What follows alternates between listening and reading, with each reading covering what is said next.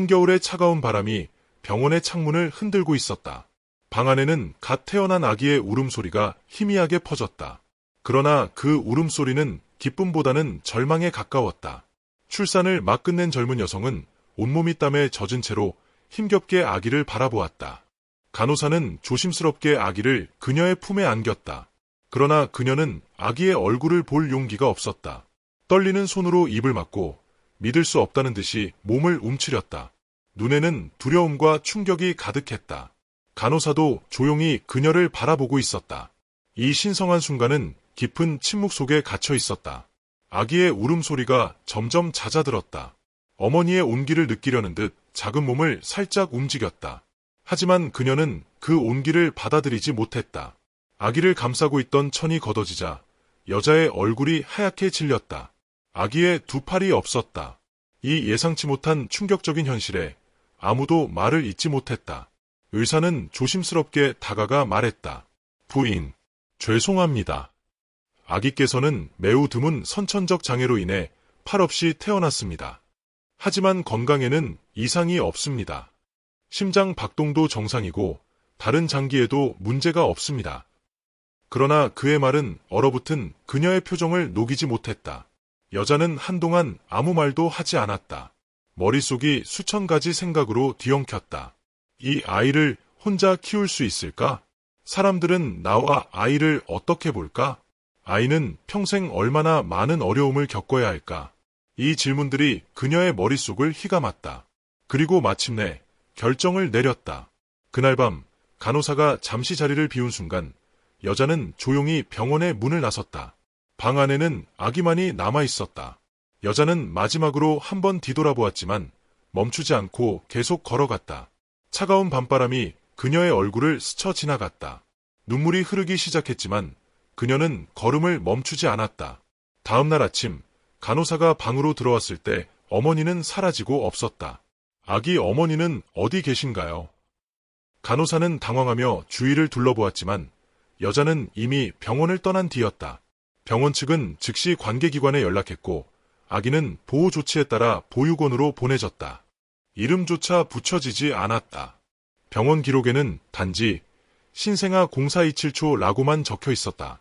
몇 주 후 아기는 서울의 한 보육원으로 보내졌다. 그곳에는 많은 아이들이 있었지만 이 작은 아기는 특별한 보살핌이 필요했다.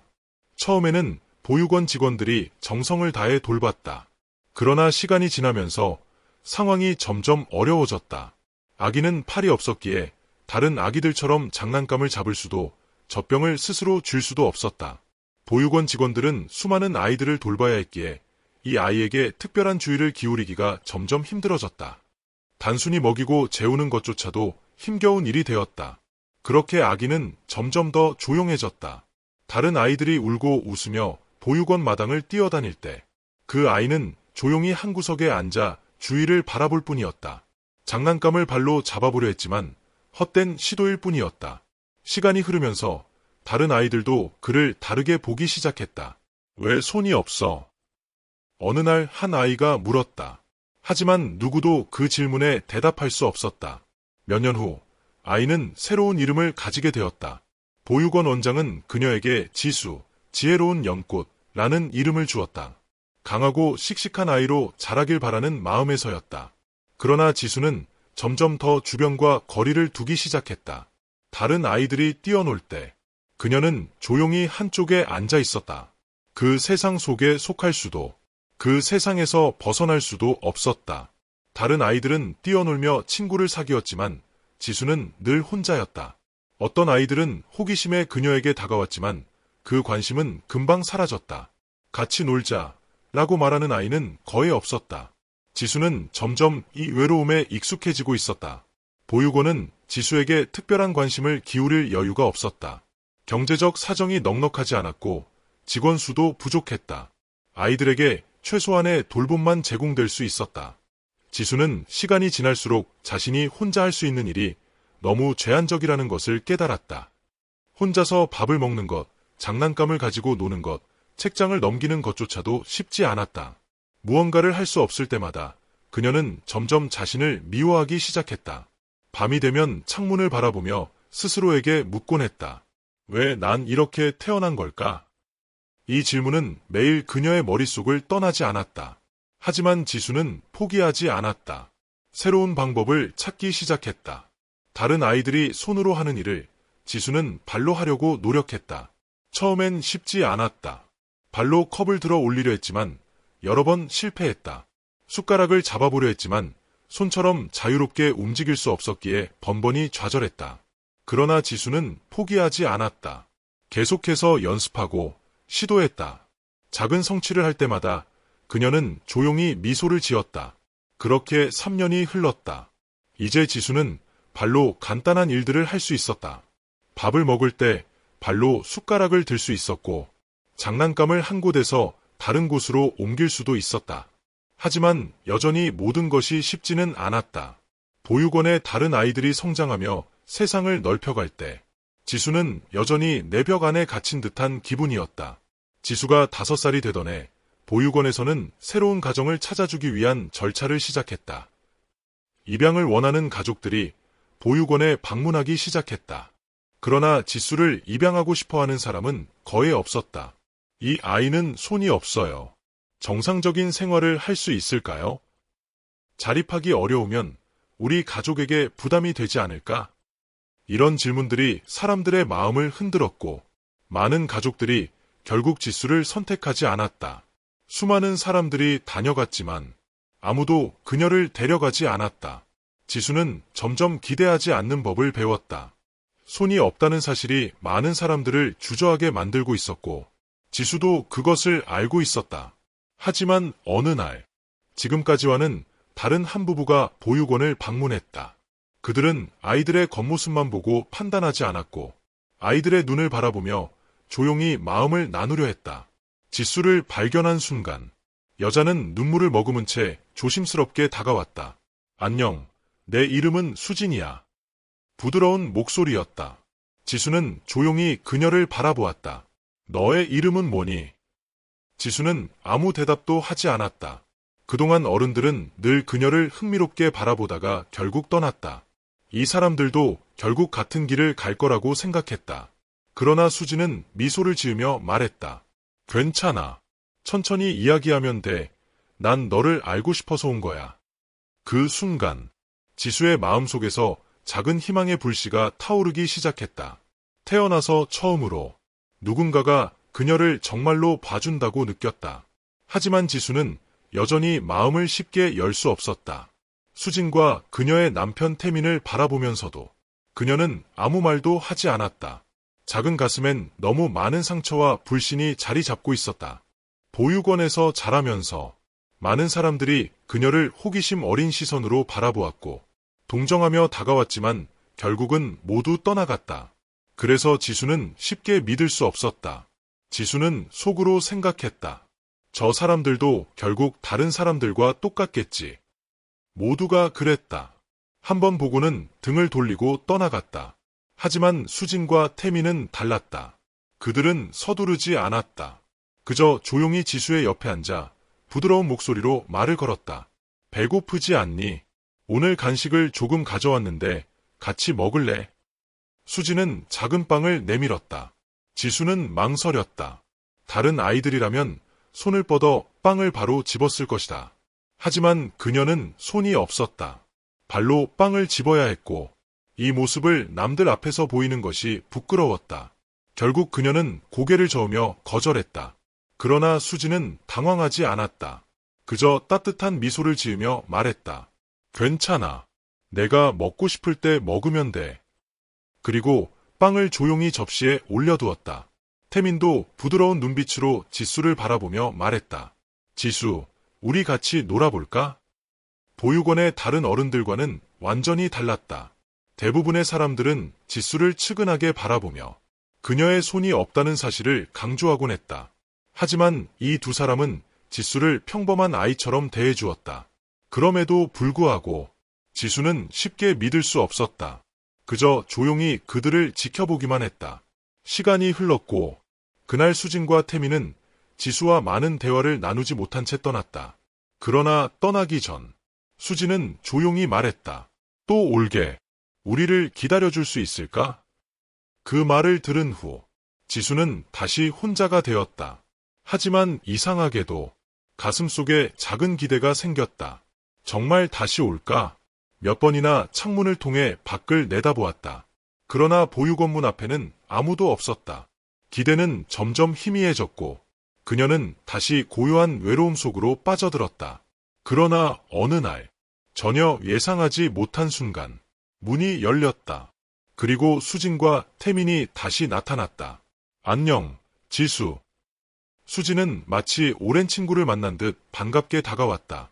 지수는 놀란 표정으로 그들을 바라보았지만 곧 고개를 숙였다. 그러나 마음속 깊은 곳에서는 따뜻한 감정이 피어오르고 있었다. 그날 이후 수진과 태민은 자주 보육원에 찾아왔다. 그들은 다른 어른들처럼 지수를 부담스럽게 여기지 않았다.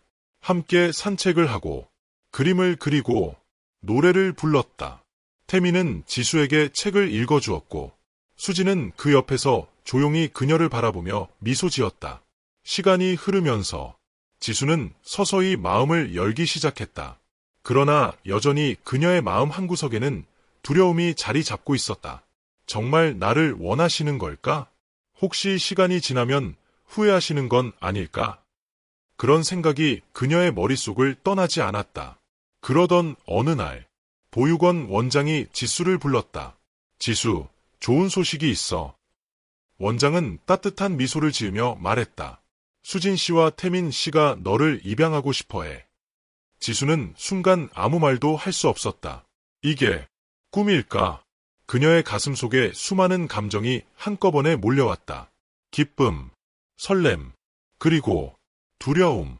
수진과 태민을 바라보았다. 수진은 부드럽게 웃으며 말했다. 지수야, 내가 원한다면 우리 가족이 될 수 있어. 지수는 조용히 고개를 숙였다. 태민도 부드러운 눈빛으로 바라보며 하지만 가장 중요한 건 너의 선택이야. 우리는 너에게 어떤 것도 강요하고 싶지 않아. 라고 말했다. 그 순간 지수의 가슴에 알 수 없는 두려움이 밀려왔다. 정말 가족이라는 걸 가질 자격이 있을까? 보육원에서 자란 그녀는 언제나 혼자였다. 가족이란 게 어떤 의미인지조차 몰랐다. 하지만 따뜻한 손길과 포근한 품 속에서 살아가고 싶다는 작은 소망도 있었다. 그러나 입 밖으로 내뱉을 용기가 없었다. 그저 고개를 숙인 채 침묵을 지켰다. 수진과 태민은 조용히 기다려주었다. 긴 침묵 끝에 지수는 아주 작은 목소리로 하지만 단호하게 가고 싶어요. 라고 말했다. 자신도 믿을 수 없었다. 정말 이 말을 한 게 맞을까? 수진과 태민의 얼굴이 밝게 빛났다. 수진은 천천히 다가와 지수의 여린 어깨를 감싸 안으며 고마워, 지수. 이제 우리는 가족이야. 라고 다정하게 말했다. 그날 이후 지수는 짐을 챙기기 시작했다. 하지만 짐이라고 할 만한 게 거의 없었다. 단 하나 소중한 것은 발가락으로 그린 작은 그림뿐이었다. 하지만 그녀의 마음은 처음으로 무언가에 속해 있다는 기분에 가벼워졌다.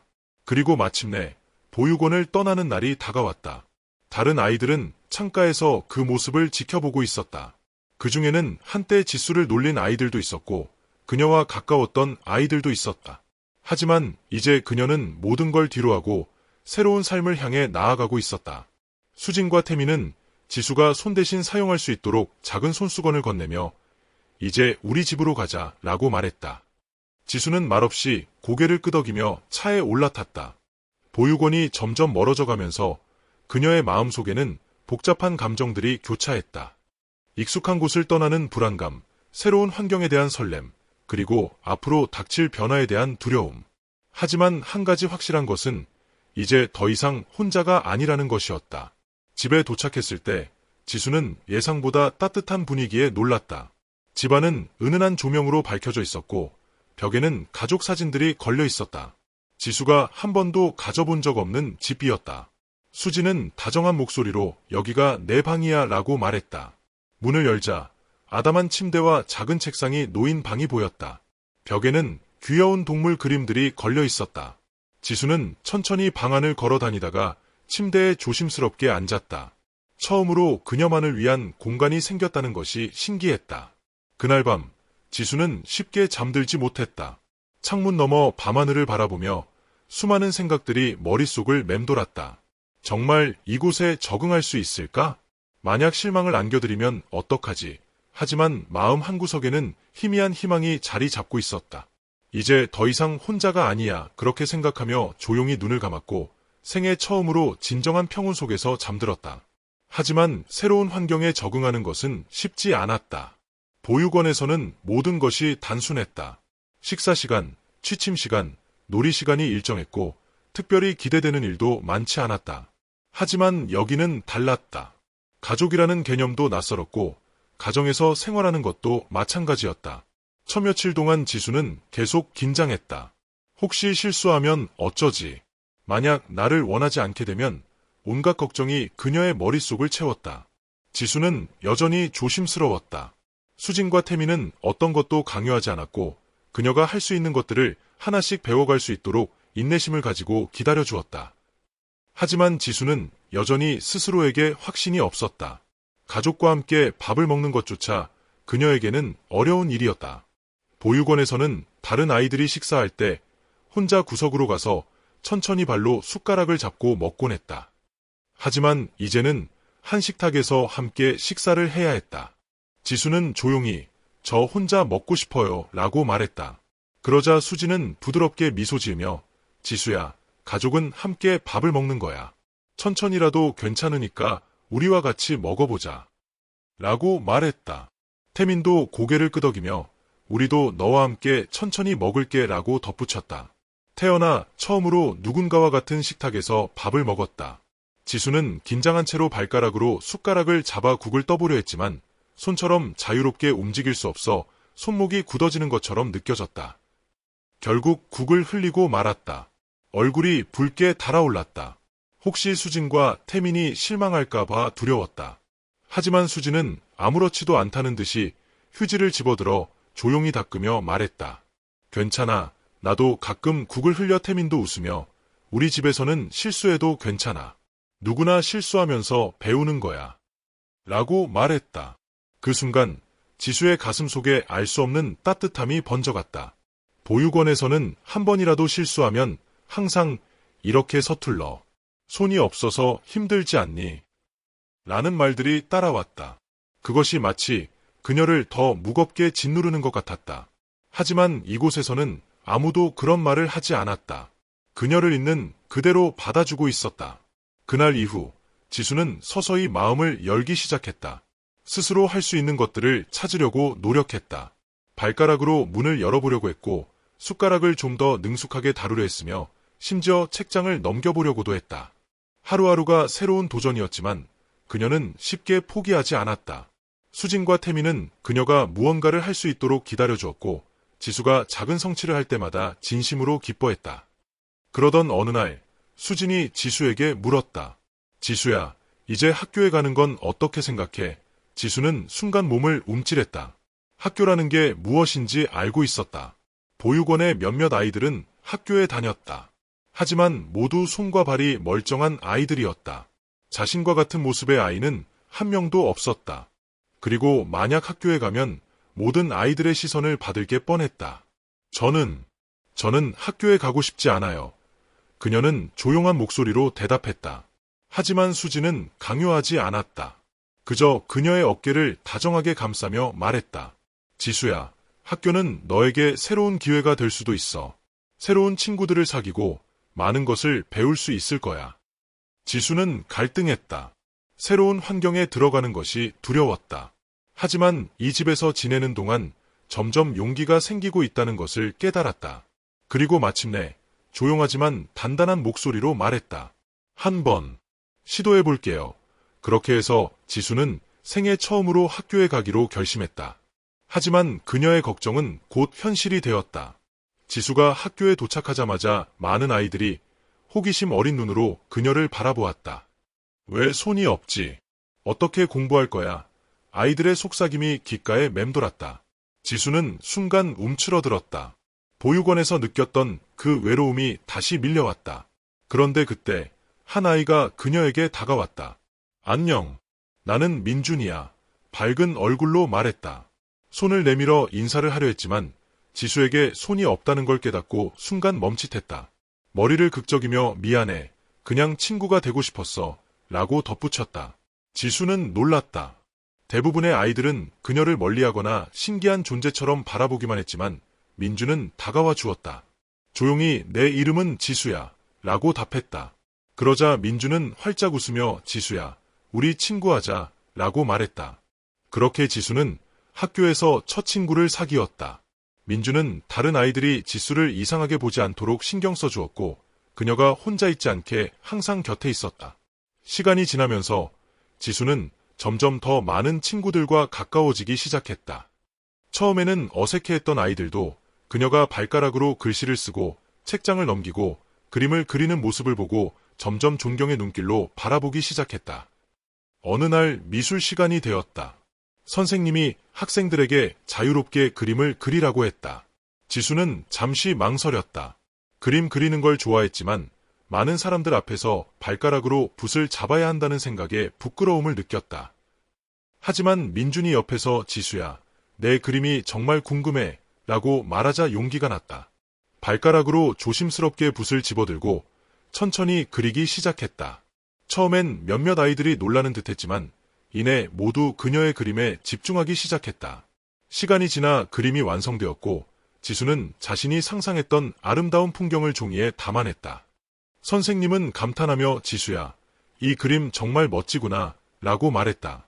그 순간 지수는 처음으로 남들과 다르다는 것이 단점이 아니라는 생각이 들었다. 어쩌면 이것이 그녀만의 방식일지도 모른다고 느꼈다. 집에 돌아온 지수는 활짝 웃으며 수진과 태민에게 엄마, 아빠, 오늘 학교에서 그림을 그렸어요. 라고 말했다.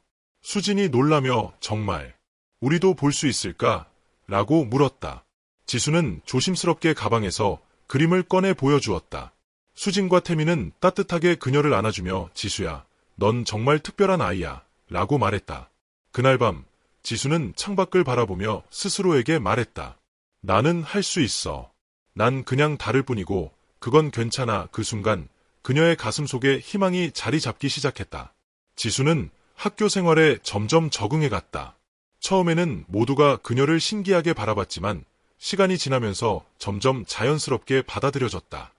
친구들도 생겼고 특히 민준과는 아주 가까운 사이가 되었다. 민준은 언제나 지수를 응원하며 힘이 되어 주었다.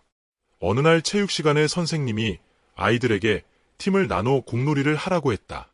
지수는 손으로 공을 잡을 수 없기 때문에 살짝 뒤로 물러섰다. 그런데 민준이 활짝 웃으며 지수야, 너도 할 수 있어. 발로 해보자. 라고 말했다. 처음에는 머뭇거렸지만 용기를 내어 발로 공을 차보았다. 다른 아이들도 그녀를 배제하지 않았고 모두 함께 어울려 놀았다. 지수는 점점 더 자신감을 가지기 시작했다. 하지만 행복한 날들은 오래가지 않았다. 어느 날 학교에 가던 길에 몇몇 큰 아이들이 그녀의 앞을 막아섰다. 지수가 집으로 돌아가는 길, 몇몇 아이들의 시선이 느껴졌다. 학교에서 나오던 아이들이 좁은 골목에 모여 그녀를 바라보며 속삭이고 있었다. 봐봐, 손이 없어. 어떻게 글씨를 쓰는 거야? 발로. 이상해. 그 말들이 지수의 가슴 깊이 박혔다. 순간 걸음을 멈추고 심장이 조여오는 기분을 느꼈다. 예전에도 이런 말을 많이 들었지만 가족과 친구들의 따뜻한 관심을 받은 이후 오랫동안 이런 말을 듣지 않았다. 그런데 다시 이런 말들과 마주하니 깊은 상처가 되었다. 아무 일도 없는 듯 걸어가려 했지만 한 아이가 비웃으며 말했다. 넌 왜 태어난 거야? 손이 없으면 어떻게 살아? 그 순간 지수는 지금까지 쌓아온 용기와 자신감이 한순간에 무너지는 것 같았다. 아무리 노력하고 아무리 잘해도 사람들은 여전히 그녀를 평범한 아이로 보지 않는다는 현실을 마주했다. 조용히 고개를 숙이고 빠른 걸음으로 그곳을 떠났다. 하지만 가슴 속에는 참을 수 없는 눈물이 차오르고 있었다. 집에 도착했을 때 수진과 태민은 그녀의 얼굴에서 뭔가 이상함을 눈치챘다. 수진이 조심스럽게 물었다. 지수야, 무슨 일 있어? 괜찮아. 지수는 고개를 저으며 아니에요. 아무것도 아니에요. 라고 답했다. 방으로 들어간 그녀는 이불을 머리까지 덮고 조용히 울기 시작했다. 그날 이후 지수는 다시 혼자가 된 것 같은 기분을 느끼기 시작했다. 친구들이 말을 걸어도 예전처럼 밝게 대답하지 않았고 체육 시간에 적극적으로 참여하지 않았으며 미술 시간에는 발가락으로 그림을 그리는 것이 부끄러워져 더 이상 앞에서 그림을 그리지 못했다. 사람들의 시선을 신경 쓰게 되면서 스스로에게 나는 정말 이상한 걸까? 만약 다른 아이들처럼 태어났다면 더 행복할 수 있었을까? 라고 되묻기 시작했다. 어느 날 민준이 그녀를 붙잡고 물었다. 지수야, 요즘 왜 그래? 너답지 않아. 무슨 일 있었어? 지수는 아무 대답도 하지 않았다. 하지만 민준은 그녀의 눈빛만으로도 무언가 잘못되었음을 단번에 알아챘다. 누가 너한테 뭐라고 했어? 지수는 여전히 말이 없었지만 민준은 이미 상황을 눈치챘다. 주먹을 꽉 쥐고 누가 그런 말을 한 거야. 가서 말할까? 라고 말했다. 하지만 지수는 조용히 고개를 저었다. 아니야, 달라질 건 없어. 작은 목소리로 속삭였다. 그날 밤 지수는 오래전 기억들을 떠올렸다. 보육원에서 혼자 남아있던 시간들, 사람들이 그녀를 보며 수군대던 모습, 그리고 태어났을 때 친어머니가 그녀를 남겨두고 떠난 날, 모든 기억이 한꺼번에 머릿속을 스쳐 지나갔다. 그리고 갑자기 마음 깊은 곳에서 속삭이는 소리가 들리는 것 같았다. 내가 여기 있는 게 의미가 있을까? 이 생각이 들자 가슴이 조여왔다. 다음날 아침, 지수는 식사도 하지 않고 방에 틀어박혔다. 수진이 문을 두드렸다. 지수야, 같이 아침 먹을래? 하지만 대답이 없었다. 걱정스러운 표정으로 문을 열고 들어온 수진은 그녀의 옆에 앉으며 부드럽게 물었다. 지수야, 괜찮아. 그 순간 지수는 더 이상 눈물을 참을 수 없었다. 엄마, 나는 왜 태어난 걸까? 왜 다른 아이들처럼 될 수 없는 거야? 왜 사람들은 항상 나를 이상하게 봐? 라고 울면서 외쳤다. 수진은 순간 아무 말도 할 수 없었다. 그녀를 조용히 끌어안고 따뜻한 목소리로 말했다. 지수야, 넌 그냥 너야. 다른 아이들과 다르지만 그게 잘못된 게 아니야. 하지만 지수는 눈물을 닦지도 않은 채 소리쳤다. 아니야, 그렇지 않아. 사람들은 항상 나를 다르게 봐. 내가 아무리 노력해도 나는 정상적일 수 없어. 수진은 그녀의 눈물을 조심스럽게 닦아주며 차분한 목소리로 말했다. 지수야, 세상에는 정말 다양한 사람들이 있어. 모든 사람이 똑같아야 하는 건 아니야. 어쩌면 내가 평범하지 않다는 게 너만의 특별한 능력이 있다는 뜻일 수도 있어. 그러고는 지수의 발끝을 살며시 감싸며 속삭였다. 이 발로 내가 지금까지 해낸 걸 한번 떠올려봐. 지수가 그림을 그리고 글씨를 쓰고 혼자서 식사를 했던 순간들을 떠올려봐. 수진이 조용하지만 단단한 목소리로 말했다. 이게 얼마나 특별한 일인지 너도 알고 있니? 그녀는 부드러운 미소를 지으며 덧붙였다. 지수야, 너는 정말 강한 아이야. 그 말을 듣는 순간 지수는 잠시 울음을 멈추고 생각에 잠겼다. 하지만 여전히 마음 깊은 곳에는 두려움이 남아 있었다. 정말 내가 충분히 괜찮은 걸까? 그녀는 스스로에게 물었다. 하지만 수진과 태미는 한순간도 그녀를 포기하지 않았다. 매일 그녀를 따뜻한 마음으로 감싸주었고 인내와 사랑으로 그녀를 지켜보았다. 그리고 민준 역시 언제나 그녀 곁에서 힘이 되어주었다. 어느 날 학교에서 미술대회가 열린다는 소식이 전해졌다. 선생님은 모든 학생들에게 참가해보라고 권유했다. 민준이 지수를 바라보며 말했다. 지수야, 내 그림은 정말 멋져. 한번 도전해보는 게 어때? 지수는 망설였다. 내가 정말 할 수 있을까? 하지만 민준의 응원과 수진의 따뜻한 격려 덕분에 용기를 내어 참가하기로 결심했다. 그리고 마침내 대회 날이 되었다. 지수는 생애 처음으로 많은 사람들 앞에서 발가락으로 그림을 그리게 되었다. 수많은 시선이 자신을 향하고 있어 긴장감이 온몸을 감쌌지만 그녀는 깊이 숨을 들이마시고 조용히 붓을 들어 그림을 완성했다. 그리고 결과 발표 순간 지수의 작품이 1등으로 선정되었다. 심사위원들은 그녀의 그림이 단순한 미적 가치뿐만 아니라 그녀의 강한 의지를 담고 있다고 평가했다. 바로 그 순간 지수는 처음으로 자신의 존재를 그대로 받아들이기 시작했다. 그래, 나는 다르지만 이게 나만의 길이야. 그렇게 그녀는 자신을 있는 그대로 사랑하기로 마음먹었다. 그날 이후 지수의 삶은 다시 한번 변화하기 시작했다. 사람들은 이제 그녀를 손이 없는 아이가 아니라 발로 그림을 그리는 특별한 아이라고 불렀다. 하지만 지수는 단순히 특별한 사람으로만 보이는 것이 아니라 자신의 노력과 재능이 진정으로 인정받기를 원했다. 평범한 삶을 원했지만 이제는 자신의 다름을 숨기지 않았다.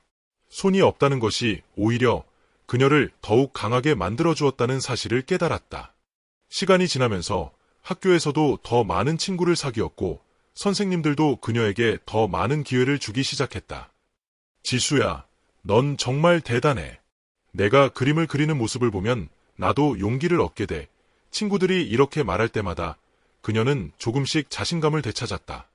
하지만 그녀가 얼마나 더 성장할 수 있을지는 아직 알 수 없었다. 그러던 어느 날, 한 예술학교에서 지수의 작품을 보고 그녀에게 장학금을 제안했다. 지수양, 당신의 그림은 단순한 예술 작품이 아닙니다. 그것은 희망과 용기의 상징입니다. 우리 학교에서 공부해볼 생각이 있나요? 라는 제안을 받았을 때 지수의 심장은 빠르게 뛰기 시작했다. 내가 예술학교에 갈 수 있다고? 그녀는 믿기 어려웠다. 한 번도 상상조차 해보지 못한 일이었다. 하지만 수진과 태민은 따뜻하게 미소 지으며 말했다. 지수야, 이건 내가 스스로 만들어낸 기적이야. 넌 충분히 해낼 수 있어. 결국 지수는 예술학교에 입학하기로 결심했다. 새로운 환경은 그녀에게 또 다른 도전이었지만 이번에는 더 이상 두려워하지 않았다. 처음에는 다른 학생들이 그녀를 궁금한 눈으로 바라보았지만 이제 그런 시선을 무서워하지 않았다. 어느 날 한 학생이 조심스럽게 다가와 물었다. 내 그림을 발가락으로 그린다고 들었어. 한번 보여줄 수 있어? 지수는 잠시 망설였지만 곧 미소를 지으며 대답했다. 응, 보여줄게. 그녀는 조용히 자리에서 일어나 발가락으로 붓을 짚고 천천히 그림을 그리기 시작했다. 지수가 그림을 그리기 시작하자 처음 본 학생들은 놀라움을 감추지 못했다. 하지만 그녀의 작품이 점점 완성되어 갈수록 모두가 감탄하며 바라보기 시작했다. 정말 대단해. 어떻게 이렇게 세밀하게 그릴 수 있지?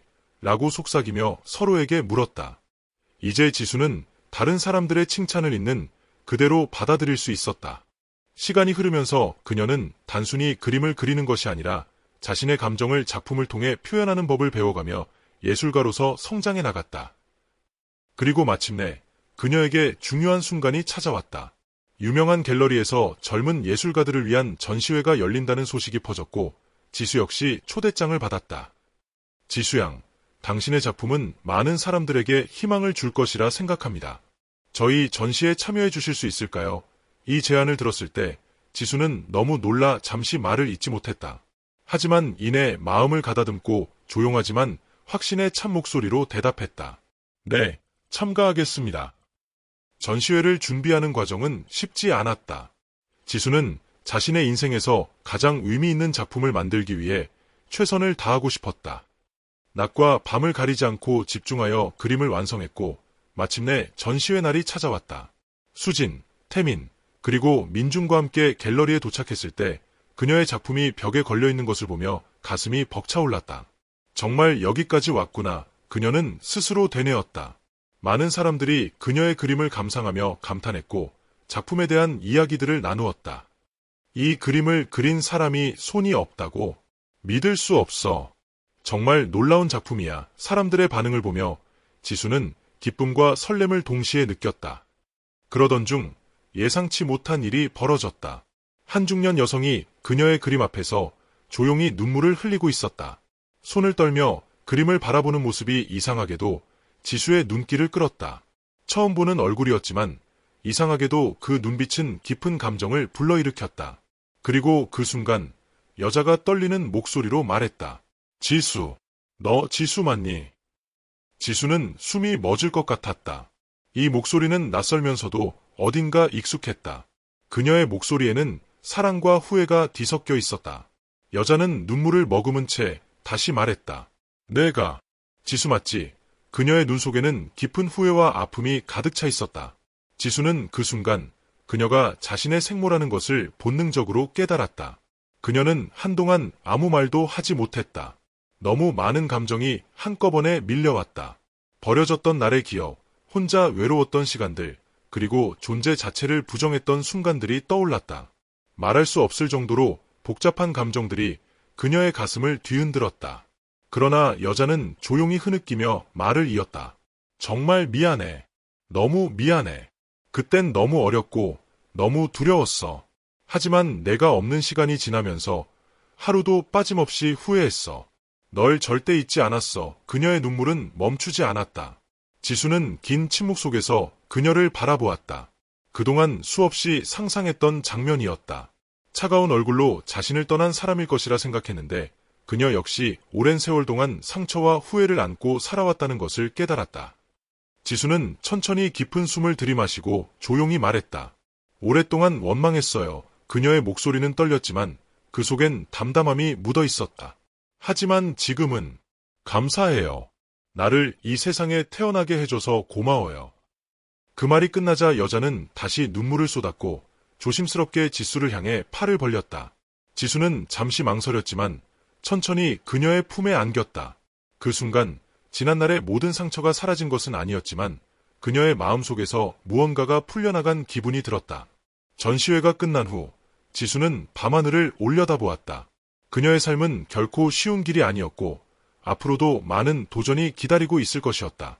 하지만 이제 그녀는 자신이 누구인지 그리고 왜 살아가는지를 이해하게 되었다. 그녀는 특별했고 그 특별함이야말로 그녀를 더욱 강하게 만들었다. 그날 밤 수진과 태미는 지수를 따뜻하게 안아주며 말했다. 지수야, 넌 정말 대단한 아이야. 민준도 미소를 지으며 말했다. 그러니까 더 많은 그림을 그려야겠어. 지수는 밝게 웃으며 고개를 끄덕였다. 창문 너머 밤하늘을 바라보며 그녀는 조용히 속삭였다. 나는 나만의 방식으로 나만의 길을 걸어갈 거야. 그리고 그렇게 지수의 이야기는 끝이 아닌 새로운 시작을 향해 나아가고 있었다.